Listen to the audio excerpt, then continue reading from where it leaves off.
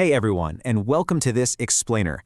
Today, we're diving into a massive, constantly shifting topic. Think about it. We literally live in an era where the sheer volume of media we consume every single day is just completely unprecedented. Whether you're streaming the latest Hollywood blockbuster, scrolling through a never-ending feed of social media posts, or binging a gritty true crime documentary, our digital diet is absolutely massive. But here's the big question. How do we regulate it? And honestly, more importantly, how on earth do we teach the next generation to navigate it? So let's jump right in and explore this fascinating, sometimes totally chaotic world of finding some sort of equilibrium in our modern media landscape. The spinning tops we're looking at right here really capture the heart of what we're talking about today. It's a perfect visual for the incredibly delicate balance society is trying to strike. On one side, you've got this unstoppable, massive force of media creation and consumption, and on the other, you've got the heavy hands of state regulation and youth protection trying to keep everything safe.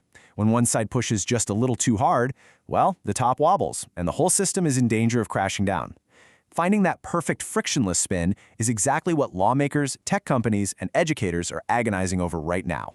So here is our roadmap for today. We'll start with the youth protection battle, move into algorithms versus discourse, check out a European ratings comparison, explore the drug war in cinema, and wrap up with some practical media pedagogy. Starting off with Section 1, the battle for youth protection, looking at federal versus state regulations. Okay, what's really wild here is the intense bureaucratic gridlock happening over in Germany. There's been this long-standing push to reform the Youth Media Protection State Treaty, right?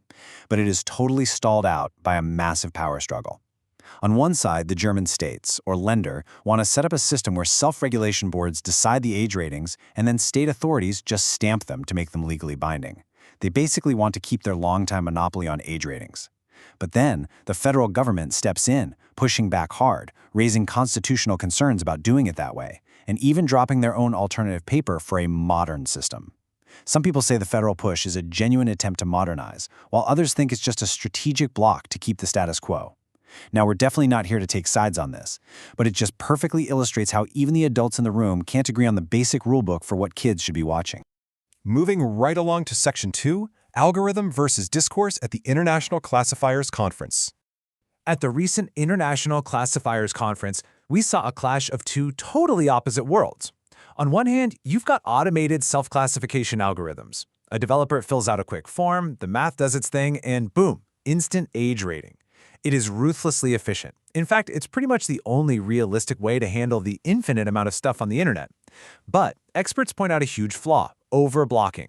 It tends to slap crazy strict restrictions on things because a robot doesn't understand context.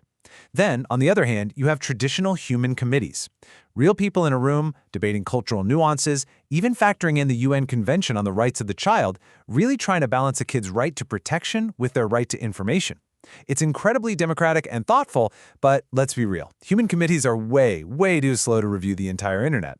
So the takeaway here? The future of regulation can't just be one or the other. It absolutely has to be a hybrid. Which brings us to Section 3, European age ratings. And boy, is it a fragmented system. You know, it is just absolutely fascinating to look at the hard numbers across Europe. This data shows a system that is completely fractured based on local cultural vibes. Take the movie Minions, right?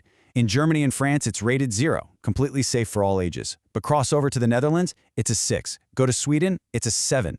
Or how about Southpaw, a really gritty boxing drama? In France, no age restriction whatsoever. But just drive a few hours over to the Netherlands and suddenly it's locked down to 16-year-olds and up. This total lack of harmony proves just how incredibly subjective youth protection actually is. What one culture thinks is totally harmless fun, another sees as genuinely distressing for younger kids. Let's pivot slightly for Section 4, the war on drugs in cinema and the evolution of the cartel narratives. Let's actually track how storytelling has evolved, specifically looking at how American cinema handles the war on drugs. Back in the year 2000, Steven Soderbergh's Traffic really set the modern standard. It was this complex, multi-layered story, but it kept things in neat little boxes. The politicians in Washington over here, the border cops there, the consumers somewhere else. But flash forward to 2015 and look at Sicario, or the documentary Cartel Land. The whole narrative has shifted. Those neat boundaries, they are completely gone. Sicario tells us the horrific violence isn't just a down there in Mexico problem anymore. It's bleeding into suburban houses in Arizona. The clear-cut lines between the good guys and the bad cartels have just dissolved into this totally morally gray reality where the authorities are using the exact same brutal tactics as the criminals. And this evolution makes the whole rating process so much harder. On one side, we have something like Hitman Agent 47. It uses violence purely as an action trope, It's highly stylized, super explosive, and totally detached from the real world. But then you have a movie like Straight Outta Compton. It's a biographical drama where the violence, the harsh language, the drug culture, it's all deeply rooted in a raw historical reality. When regulators have to stamp a single number on these completely different reflections of society, you can really start to see why an algorithm would just break down, and why human context is absolutely crucial. Now add to that the just mind-boggling variety of content hitting our screens all at once. You've got everything from goofy, family-friendly superhero blockbusters like Marvel's Ant-Man, right next to intensely emotional, physically brutal character studies like Southpaw.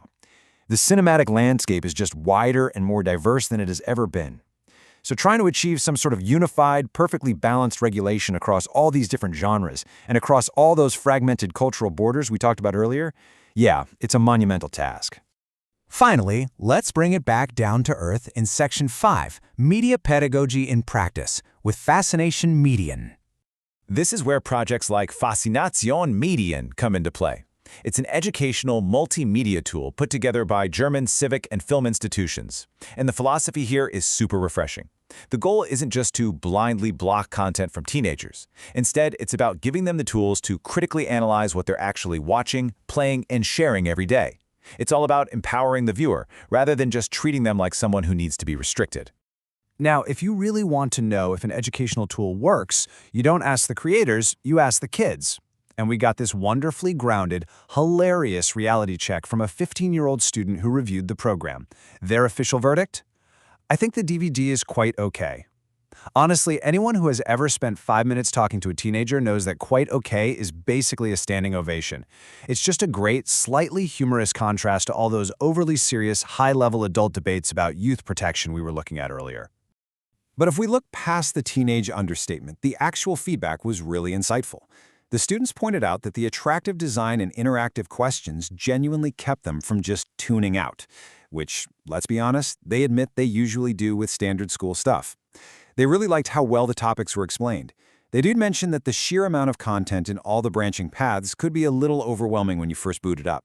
But at the end of the day, they absolutely loved having the autonomy to explore the topics that actually mattered to them. Looking closer at the interface itself, you can really see why this clicked with them. Instead of some boring lecture on why video games will ruin your brain, it dives into the actual history, the massive industry, and the mechanics behind the games. By giving kids the freedom to dig into the hidden algorithms of their favorite social networks or peek behind the curtain of game design, the education actually becomes engaging. It just goes to show that when you treat young people with a bit of respect and hand them interactive, well-thought-out tools, they'll enthusiastically step up and build their own media literacy. So, to wrap all this up, finding that ultimate equilibrium we talked about at the very beginning with the spinning tops, it's a massive multi-front effort. It requires sensible, coordinated state regulation that somehow manages to avoid getting bogged down in endless political power struggles. It requires incredibly smart algorithms, but balanced by real, human democratic oversight to manage the digital flood. But honestly, most importantly, it requires targeted, practical education that actually trusts and empowers young people to navigate this wildly complex world on their own. Which brings all of this right back to you. The lines between entertainment, reality, algorithmic feeds, and our own personal choices are blurrier today than they have ever been. So I want to leave you with this to chew on. How do you maintain your own balance in this constantly shifting media ecosystem?